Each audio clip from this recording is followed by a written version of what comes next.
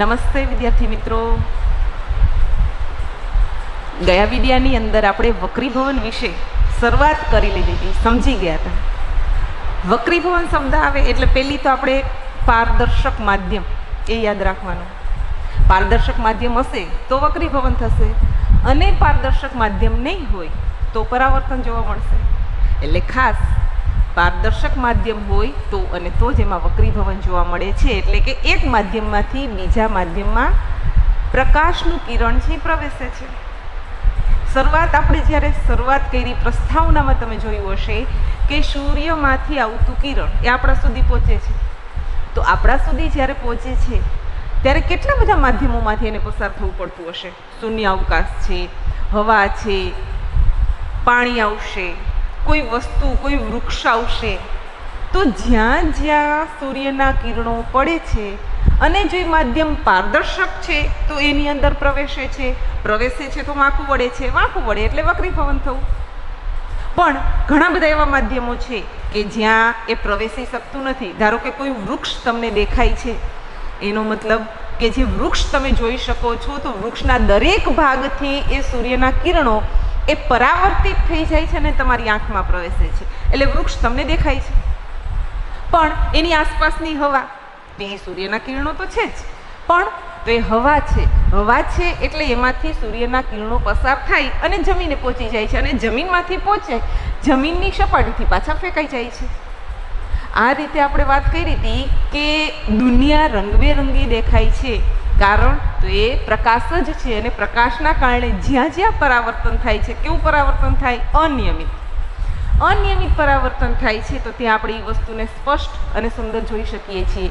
જ્યાં વક્રીભવન થાય છે એ માધ્યમની અંદર ધારો કે ઘણી બધી વાર તમે સાંભળેલું હશે કે અજાણ્યા તળાવમાં, અજાણ્યા ડેમમાં, અજાણ્યા સ્વિમિંગ પુલની અંદર આપણે નાહવા જવું જોઈએ નહીં.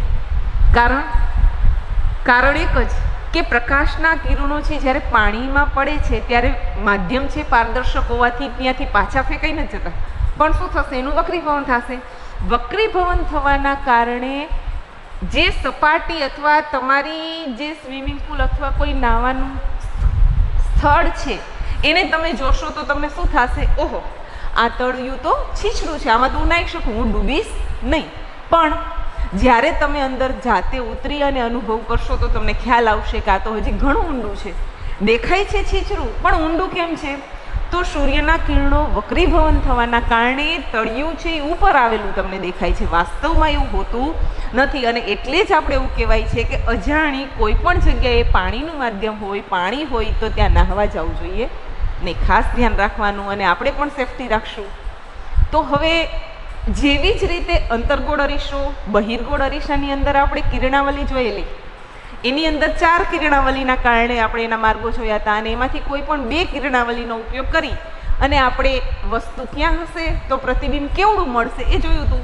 આવું જ હવે આપણે લેન્સની અંદર જોવાનું છે, અંતર્ગોળ લેન્સ અને બહિર્ગોળ લેન્સ. પહેલા આપણે બહિર્ગોળ લેન્સ.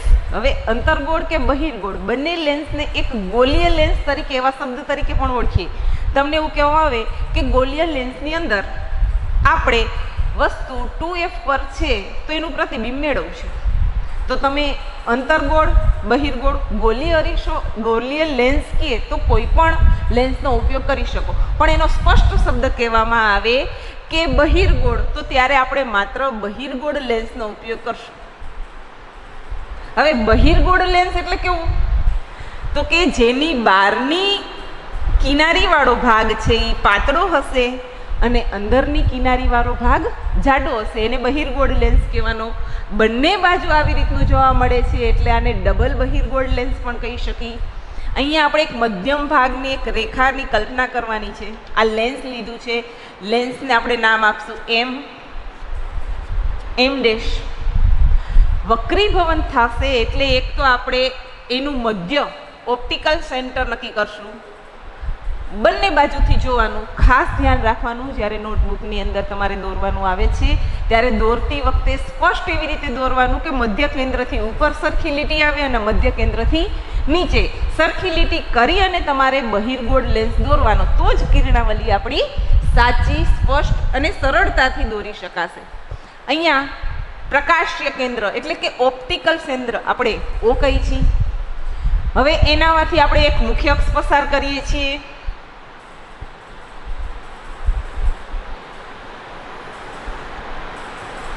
તમારી પાસે તમારે આકૃતિ દોરતી વખતે ફૂટપટ્ટીનો જ ઉપયોગ કરવાનો છે. સીધી રેખા થવી જોઈએ. અહીંયા આપણે આ મુખ્ય અક્ષ દોરાઈ ગઈ. બંને બાજુએ સરખા ભાગે, વચ્ચેના મધ્ય ભાગને આપણે ઓપ્ટિકલ સેન્ટર કહી દીધું. હવે 6 કિસ્સા જેવા અંતર્ગોળ અરીસાની અંદર તમે કિરણાવળી દોરેલી એ જ રીતે અહીંયા દોરશું. અહીંયા પણ આપણે 6 માર્ક પસંદ કરશું. એક તો ખૂબ જ અનંત અંતરેથી પ્રકાશ છે એ બહિર્ગોળ લેન્સ ઉપર આપાત કરવામાં આવે છે ત્યારે અંતર્ગોળ અરીસો અને બહિર્ગોળ લેન્સ આ બંનેની અંદર થોડુંક આપણે ભેદભાવ અથવા અલગ પડતું જે જોયું હતું એ ધ્યાન રાખવાનું છે. અહીંયા બંને બાજુએ આપણે પદો દર્શાવવાના છે. બંને બાજુ પદ હોવાથી એ પદને સરળતાથી સમજી શકીએ એટલે આપણે શું નામ આપ્યું હતું? અહીંયાનું જે વક્રતા કેન્દ્ર છે સી ની જગ્યાએ શું કીધું હતું? 2f. સી ની જગ્યાએ 2f નામ આપ્યું છે. કાંઈ જ ફેર નથી. 2f શું કામ? તો કે f થી ડબલ મૂલ્યનું છે એટલે 2f. સમજાય ને? એનું મધ્ય એટલે f. હવે આવા જ પદ આ બાજુ પણ છે. વક્રીભવન છે એ બંને સપાટીમાં થવાનું છે. પાછું એકને એક સપાટી નથી તો બીજી સપાટી આવી જ રીતના પદો આવશે. તો અહીંયા પણ તમે f અને વક્રતા કેન્દ્ર 2f આવું નામ આપી દીધું. હવે જ્યારે તમે કોઈ સાથે ચર્ચા કરતા હશો અથવા તમારે જવાબ આપવો હશે તો તમે શું કરશો? f પાસે હતું અને f માંથી પસાર થાય. સમાંતર છે ને f માંથી પસાર થાય છે. આવી રીતે વિચારશું. તો એના માટે આપણે વસ્તુ જે બાજુ રાખવાની છે એને f1 2f1 નામ આપી દીધું. એની બીજી બાજુ છે તો સરળતા માટે શું નામ આપશું?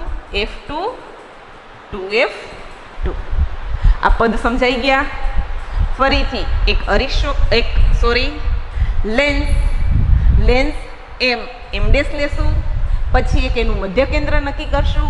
એમાંથી મુખ્ય અક્ષ પસાર કરશું. મુખ્ય અક્ષ ઉપર બંને પદો એ આપણે વિચારી લેશું, લખી લેશું f 2f.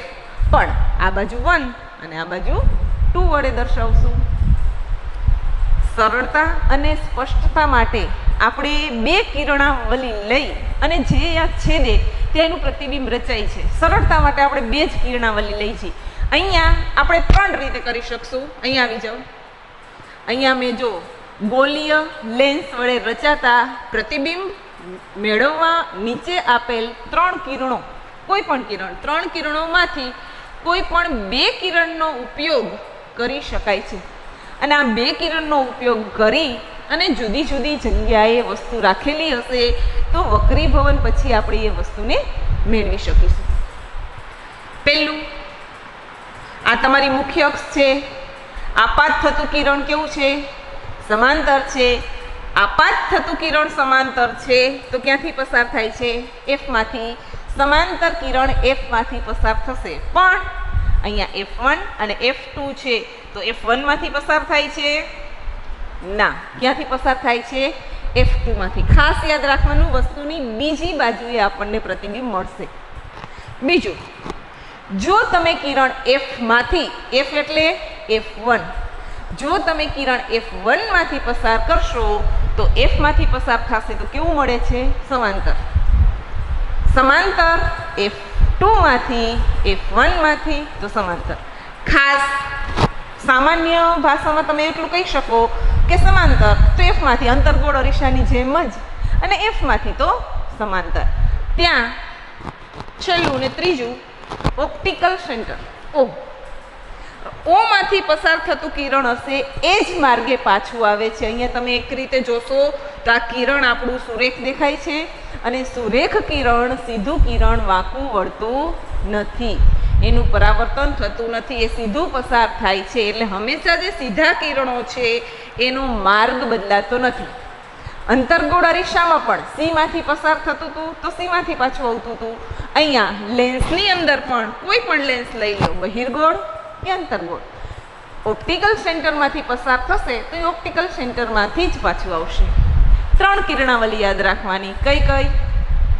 સમાંતર છે તો એફમાંથી પસાર થાય છે તો સમાંતર, અને ઓપ્ટિકલ સેન્ટરમાંથી પસાર થાય છે તો એ પાછી જ ઓપ્ટિકલ સેન્ટરમાં આવે છે. હવે આગળ વધી, હવે આપણે પાછા અહીંયા આવી જઈએ. આપણે અહીંયા સૌથી પહેલા બહિર્ગોળ લેન્સના જુદા જુદા કિસ્સાઓ લઈ લેવાના છે કે વસ્તુ ક્યાં હશે તો પ્રતિબિંબ વક્રીભવન થઈ અને આપણને ક્યાં મળશે. પહેલું, વસ્તુનું સ્થાન. વસ્તુને ક્યાં રાખશું તો પહેલા કિસ્સામાં અનંત અંતરેથી વિચારી લઈએ કે સૂર્યના કિરણો આપાત કરવામાં આવે છે ત્યારે અનંત અંતરેથી આવતા કિરણો અથવા તો પ્રકાશના કિરણો કેવા હોય છે? સુરેખ, સમાંતર. કેને સમાંતર? મુખ્ય અક્ષને સમાંતર આપણે કિરણો આપાત કરશું. મુખ્ય અક્ષને કિરણો આપાત કરી છે ત્યારે અહીંયા આપણે શું નક્કી કર્યું હતું? 2 જ કિરણાવલી લેવી છે.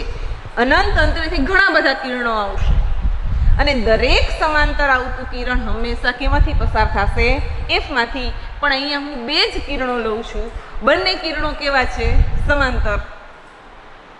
આપાત થાય છે એટલે એરો એ બાજુ થશે. હવે અહીંયા પાછું વળવાની તો સ્થિતિ આવવાની નથી, વક્રીભવન જ થાય છે એટલે એરો હંમેશા આપણો કેવો હશે? આપાત કિરણ બાજુ જ હશે. ખાસ ધ્યાન રાખવાનું છે, એફમાંથી પસાર થાય એ જ રીતે દોરવાનું છે. પહેલા એવું લાગે તો ડોટેડ લાઈન વડે દર્શાવવાનું, પછી એમ થાય કે ના, આપણી જે આકૃતિ સ્પષ્ટ થઈ જાય છે પછી એને ઘાટું કરી નાખવાનું.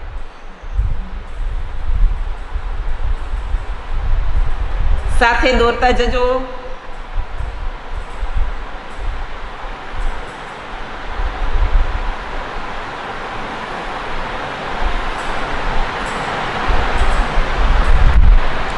અહીંયા આપાત કિરણ અને પરાવર્તન કિરણ એક જ છે, ગેપ પડવો જોઈએ નહીં.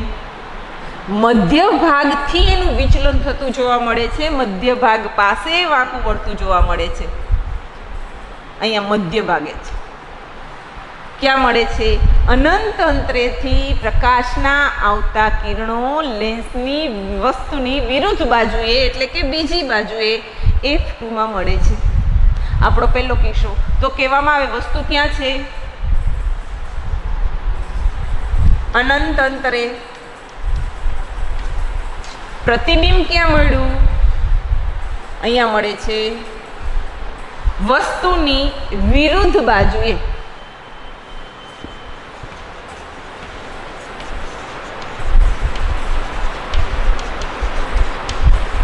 ક્યાં? F2 પર. કેવું મળે છે? ખૂબ જ નાનું અથવા બિંદુવત.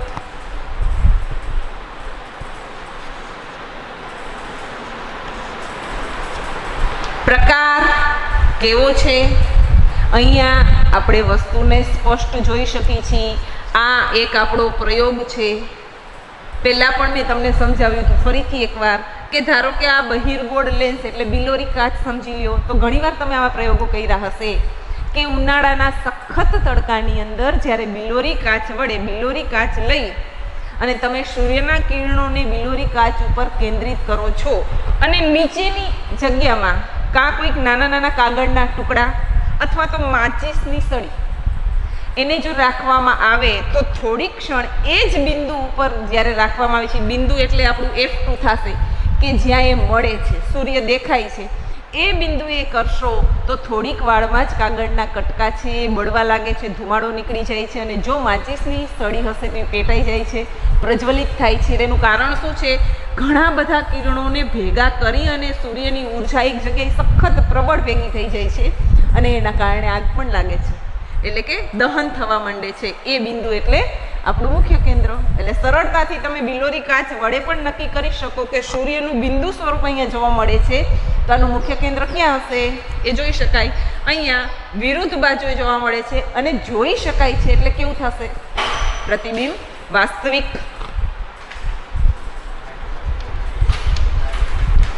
અને વાસ્તવિક પ્રતિબિંબ સાથે એક બીજો શબ્દ જોડાયેલો છે. હંમેશા કેવું હશે? ઉલટું. એટલે વાસ્તવિક અને ઉલટું. આપણો પહેલો કિસ્સો. હવે બીજા કિસ્સામાં જોઈએ.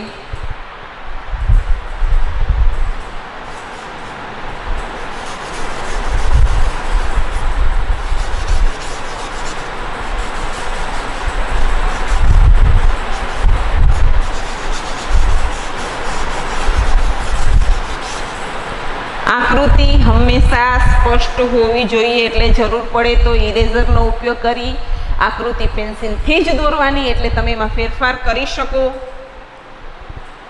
બીજી આકૃતિમાં પણ પાછું આપણે એ જ રીતે એક લેન્સ લઈ લેશું.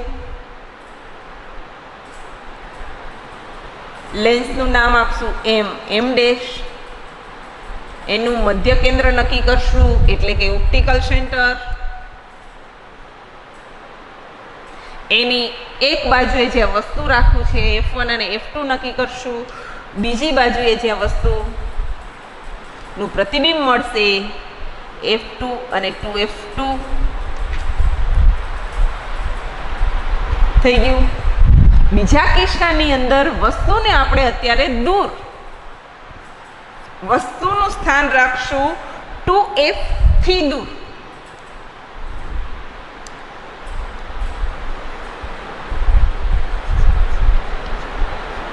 F1 થી દૂર.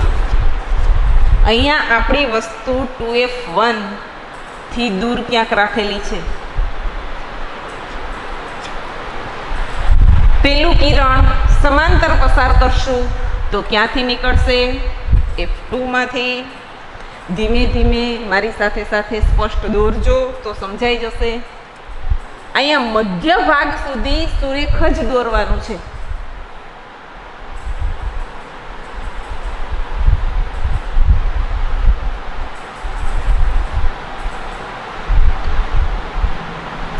મધ્ય ભાગ સુધી સુરેખ દોરશું તો 2F માંથી પસાર થશે.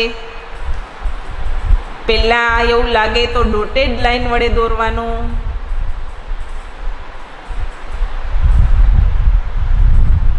અહીંયા એવું લાગે છે કે ના દોરાઈ ગયું. હજી એક કિરણ આપણે લઈએ. ઓપ્ટિકલ સેન્ટરમાંથી પસાર થાય છે અને ઓપ્ટિકલ સેન્ટરમાંથી જ પાછું ફરે છે. એને પણ સાથોસાથ દોરી લઈએ. ફૂટપટ્ટી એટલી આપણી સ્પષ્ટ રાખવાની કે O માંથી પસાર થાય. અહીંયા પણ પેલા ડોટેડ લાઈન વડે જોઈ લઈએ. હવે આપણને લાગે છે આપણી કિરણાવલી સ્પષ્ટ અને સાચી દોરાઈ ગઈ છે, ત્યારે એને આપણે ઘાટી દોરી લેશું. એટલે ઘડીએ વળીએ આપણે ચેકચાક કરવા પડે નહીં. અહીંયા વસ્તુ આ બંને કિરણોના છેદ બિંદુએ એ બિંદુ, આ વસ્તુનું નામ આપી દઈએ A B. વસ્તુ A B વસ્તુનું એ જે બિંદુ છે એ બિંદુનું પ્રતિબિંબ અહીંયા છેદ બિંદુ પાસે આપણને મળે છે અને A ડેશ નામ આપશું. B બિંદુનું પ્રતિબિંબ અહીંયા મુખ્ય અક્ષ ઉપર B ડેશ પાસે મળશે.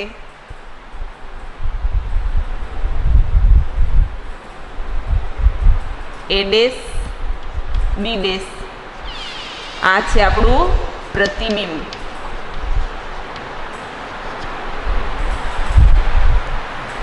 વસ્તુ AB માંથી બે કિરણો પસાર કર્યા સમાંતર, એ F2 માંથી પસાર થયું અને ઓપ્ટિકલ સેન્ટરમાંથી જ પાછું ફરે છે.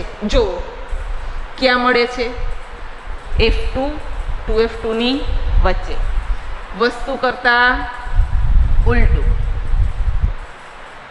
વાસ્તવિક જોઈ શકાય છે, પડદા ઉપર ઝીલી શકાય છે, અને વસ્તુ કરતા નાનું. આ પરિમાણ આપણે જોવાનું હતું તો આપણે જોયું કે વસ્તુનું સ્થાન ક્યાં રાખ્યું? તો કે 2F1 થી દૂર. તો હવે પ્રતિબિંબનું સ્થાન આપણને ક્યાં મળે છે? પ્રતિબિંબનું સ્થાન તો કે વસ્તુની વિરુદ્ધ બાજુએ 2F2 અને F2 ની વચ્ચે વાસ્તવિક અને ઉલટું. પ્રકાર કેવો આવશે? વાસ્તવિક અને ઉલટું. આ બંને સાથે જોડાયેલ શબ્દ છે. વાસ્તવિક હશે તો ઉલટું હશે, આભાસી હશે તો હંમેશા ચતું હશે. પરિમાણ કેવું છે? વસ્તુ કરતા નાનું. તમારે બધું સ્પષ્ટ અને વ્યવસ્થિત લખવાનું છે. અહીંયા હું સમજાવવા માટે ટૂંકમાં લખું છું. બીજા કિસ્સાની અંદર વસ્તુને આપણે 2F1 થી દૂર રાખેલ છે. સમજાઈ ગયું? હવે ત્રીજા કિસ્સામાં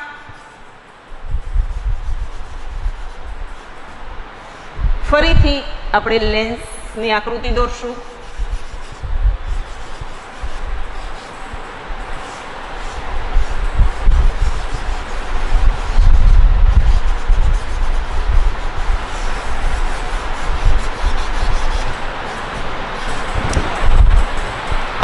ત્રીજા કિસ્સાની અંદર વસ્તુ થોડાક આગળ આવતા જશું આપણે, તો 2F થી દૂર હતી, તો હવે વસ્તુ આપણે 2F1 પર રાખવી છે. સામાન્યતઃ એક લેન્સ દોરી લઈએ, બહિર્ગોળ, ડબલ બહિર્ગોળ લેન્સ પણ એને કહી શકાય. આકૃતિ વ્યવસ્થિત દોરજો.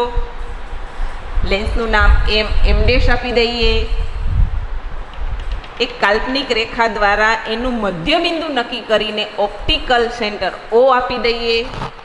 એના અન્ય પદો મુખ્ય કેન્દ્ર, વક્રતા કેન્દ્ર નક્કી કરી દઈએ બંને બાજુના.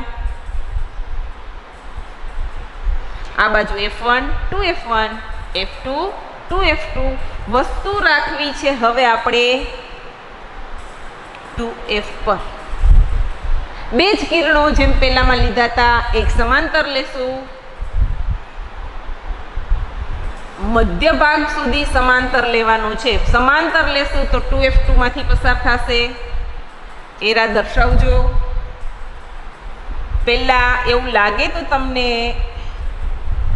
ડોટ લાઈન વડે કરવાનું, એટલે તમને ખ્યાલ આવી જાય. અહીંયા 2F2 આપણને કદાચ નડશે, આપણે ઉપર લખી આપી 2F2 આ બાજુ લખું છું.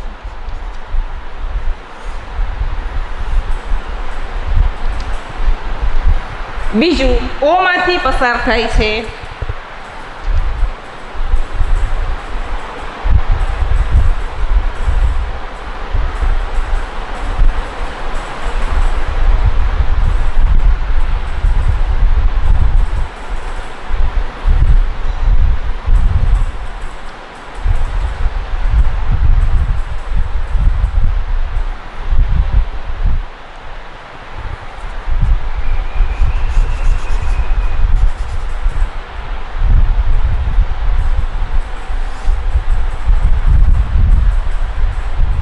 મુખ્ય અક્ષ થોડી ઊંચી થઈ ગઈ એવું મને દેખાય છે.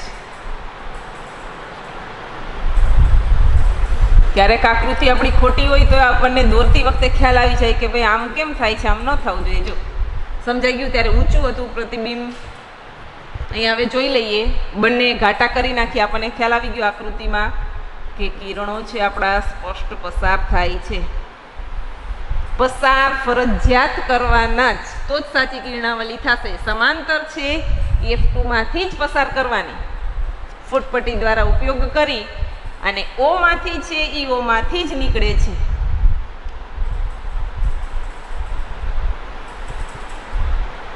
અહીંયા તમે જોઈ શકશો કે બંને કિરણો જે મળે છે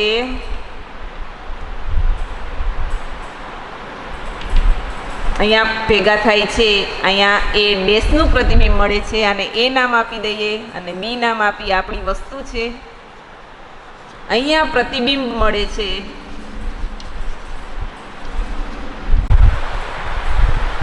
પ્રતિબિંબ A ડેશ B ડેશ ઉપર આપણને મળે છે. ફરીથી જોઈ લ્યો એકવાર. વસ્તુ ક્યાં રાખી છે? 2F1 ઉપર. પ્રતિબિંબ ક્યાં મળે છે? 2F2 ઉપર. વસ્તુ છે એના કરતાં ઉલટું મળે છે. વાસ્તવિક મળે છે, કેમ કે આને પડદા ઉપર આપણે ઝીલી શકીએ છીએ. વસ્તુ છે એવડું જ પ્રતિબિંબ જોવા મળે છે. લખી લઈએ આપણે, વસ્તુને ક્યાં રાખેલી હતી? 2F1 ઉપર. વસ્તુનું પ્રતિબિંબ ક્યાં મળે છે? તો કે વસ્તુની વિરુદ્ધ બાજુએ 2F2 પર. 2F1 ઉપર હતું અને મળે છે 2F2 પર. વસ્તુની વિરુદ્ધ બાજુએ બધું જ લખવાનું 2F2 પર. કેવું મળે છે? તો કે વાસ્તવિક મળે છે, પણ વસ્તુ કરતાં ઉલટું મળે છે.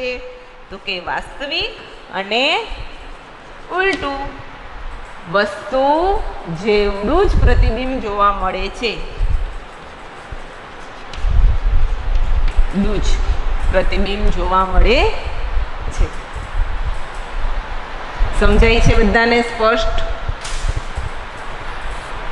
ત્રીજો કિસ્સો, ચોથો કિસ્સો અહીંયા મેં દોરેલો છે કે હવે વસ્તુને આપણે દૂરથી ધીમે ધીમે ધીમે લેન્સ તરફ લેતા આવી છીએ.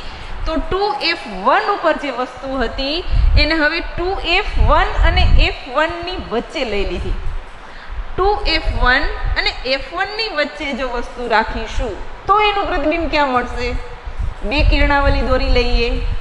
બે કિરણાવલીમાં પહેલી છે સમાંતર દોરશો તો આપણને F2 માંથી પસાર થશે અને બીજી કિરણાવલી આપણા ઓપ્ટિકલ સેન્ટરમાંથી પસાર થશે. બંને જ્યાં છેદે ત્યાં એનું પ્રતિબિંબ મળે. જોઈ લઈએ અહીંયા 2F1 અને F1 ની વચ્ચે વસ્તુ છે.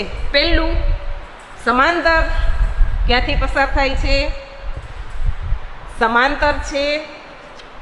અપાત થતું કિરણ એ જ બાજુ વક્રીભૂત થઈ વાંકું, જો વક્રીભૂત થવું એટલે વાંકું વળવું, મધ્ય ભાગમાંથી વાંકું વળી F2 માંથી પસાર થાય છે. બીજું કિરણ છે એ ઓપ્ટિકલ સેન્ટરમાંથી પસાર થાય છે અને ત્યાંથી જ પાછું વાંકું વળે છે. બંનેને આપણે લઈ જઈએ તો અહીંયા 2F2 ની પાછળની બાજુએ અહીંયા પ્રતિબિંબ આપણને મળે છે. 2F2 ની પાછળની બાજુએ પ્રતિબિંબ અહીંયા આપણને મળે છે. વસ્તુ ક્યાં રાખેલી છે? વસ્તુનું સ્થાન 2F1 અને F1 ની વચ્ચે. વસ્તુનું પ્રતિબિંબ ક્યાં મળે છે? તો કે વસ્તુની વિરુદ્ધ બાજુએ 2F2 પર. ચોથા કિસ્સાની અંદર વસ્તુનું સ્થાન. તો હવે આપણે લેન્સથી આગળ આવીએ છીએ એટલે 2F1 થી આગળ, તો કે 2F1 અને F1 ની વચ્ચે રાખ્યું છે. તો વસ્તુનું સ્થાન છે 2F1 અને F1 ની વચ્ચે. કિરણાવલી બે જ પસંદ કરવાની છે.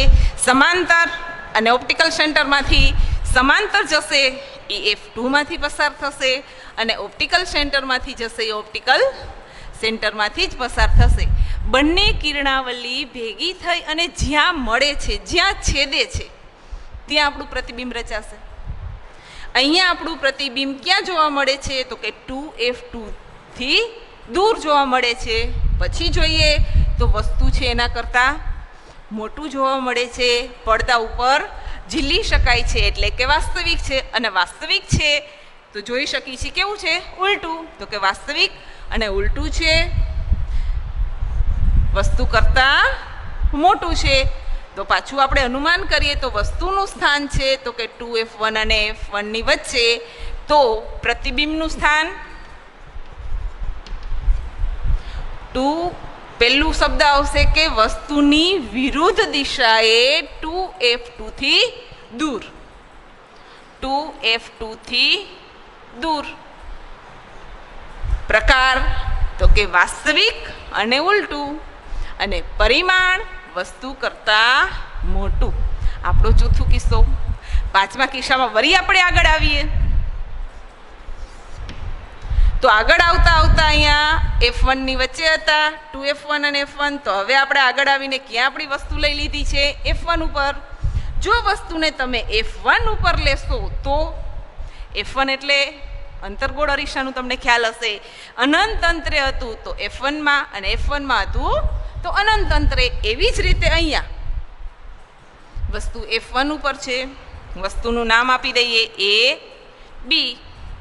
એક સમાંતર કિરણ છે એ F1માંથી પસાર કર્યું, બીજું ઓપ્ટિકલ સેન્ટરમાંથી પસાર થાય છે, એ ઓપ્ટિકલ સેન્ટરમાંથી જ વક્રીભવન પામે છે.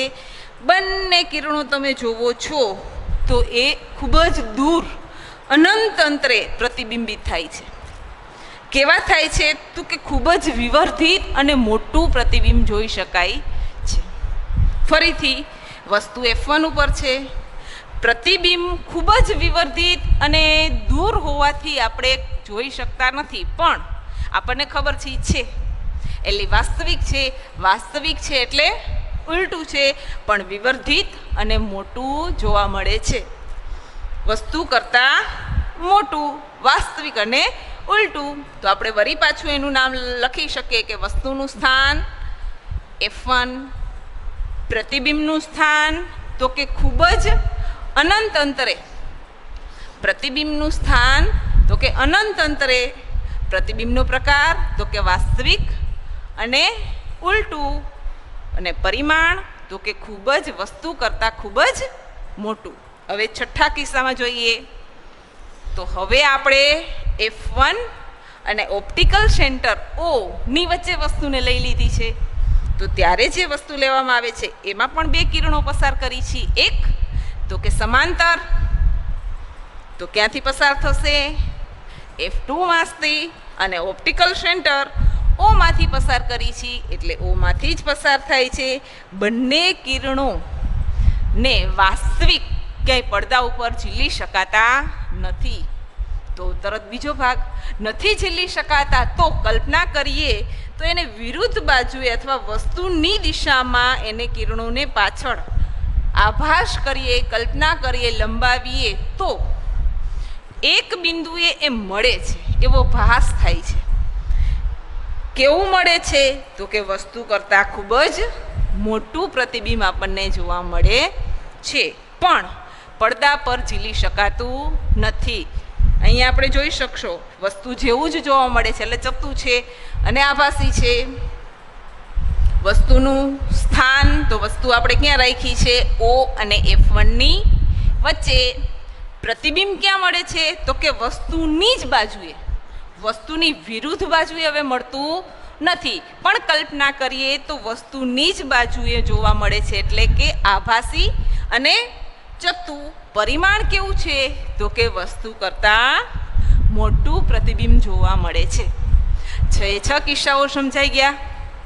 હવે જેવી જ રીતે આપણે બહિર્ગોળ અરીસાના 6 કિસ્સા જોયા, એવી જ રીતે હવે આપણે અંતર્ગોળ અરીસા વિશે જોઈએ. તો અંતર્ગોળ અરીસાની અંદર બે જ વસ્તુ જોઈ શકાય છે. એક તો કે જો વસ્તુને અનંત અંતરે એટલે કે લેન્સથી દૂર આપાત કરવામાં આવે છે ત્યારે, તો બે કિરણ આપણે લઈ લીધા, મુખ્ય અક્ષને સમાંતર આપણે આપાત કરીએ છીએ, એક કિરણ આ, બંનેને આપાત કરીએ છીએ એટલે તમે જોશો વિકેન્દ્રિત થાય છે અથવા તો ફેલાઈ જાય છે. હવે ફેલાઈ જાય છે તો સ્વાભાવિક છે પડદા ઉપર ઝીલી શકાશે નહીં, પણ કલ્પના કરીએ, આભાસ કરીએ તો આભાસી પ્રતિબિંબ તો એની જો ડોટ લાઈન વડે દર્શાવેલું છે ક્યાંથી પસાર થાય છે તો કે કલ્પના કરીએ તો એ F1માંથી પસાર થાય છે. અનંત અંતરેથી આવતા કિરણો એ વિકેન્દ્રિત થઈ જાય છે પણ F1માંથી પસાર થાય છે. બીજા કિસ્સામાં આપણે જોઈએ તો બીજા કિસ્સાની અંદર વસ્તુ ખૂબ જ દૂર હતી, હવે થોડીક નજીક લાવીએ એટલે 2F1 અને F1ની વચ્ચે જો વસ્તુ હશે એટલે કે ખાલી દૂર હશે તો એના બે કિરણો એક સમાંતર છે તો એ વિકેન્દ્રિત થઈ જાય છે, પણ એને ડોટ લાઈન વડે દર્શાવો તો F1માંથી નીકળતો હોય એવો ભાસ થાય છે. અને બીજું કિરણ તો કે Oમાંથી પસાર થાય છે ને Oમાંથી વક્રીભૂત થાય છે. હવે અહીંયા પણ અંતર્ગોળ અરીસાના બંને કિસ્સાની અંદર કિરણો હંમેશા ફેલાય છે, એટલે ક્યાંય કેન્દ્રિત થતા નથી, પડદા ઉપર ઝીલી શકાતા નથી. એટલે એક ખાલી જગ્યામાં કોઈ પણ પ્રશ્ન પૂછાય તો કયો એવો લેન્સ છે કે જેમાં વાસ્તવિક અથવા પડદા પર પ્રતિબિંબ ઝીલી શકાતું નથી, તો તમે અંતર્ગોળ કહી શકો, કેમ કે એમાં બંને કિસ્સા આપણે જોઈએ તો વિકેન્દ્રિત થાય છે, હંમેશા ભાસ કરવો પડે છે. અહીંયા પણ જો આભાસી પ્રતિબિંબ એટલે વસ્તુ જ્યાં છે એ જ દિશામાં વસ્તુ કરતાં નાનું પ્રતિબિંબ આપણે જોઈ શકીએ છીએ. વસ્તુ કરતાં નાનું આભાસી ચત્તુ અને વસ્તુની બાજુ જ O અને F1ની વચ્ચે. અંતર્ગોળ લેન્સના 2 કિસ્સા અને બહિર્ગોળ લેન્સના 6 કિસ્સા. મને એવું લાગે છે તમે સમજી ગયા હશો. નમસ્તે.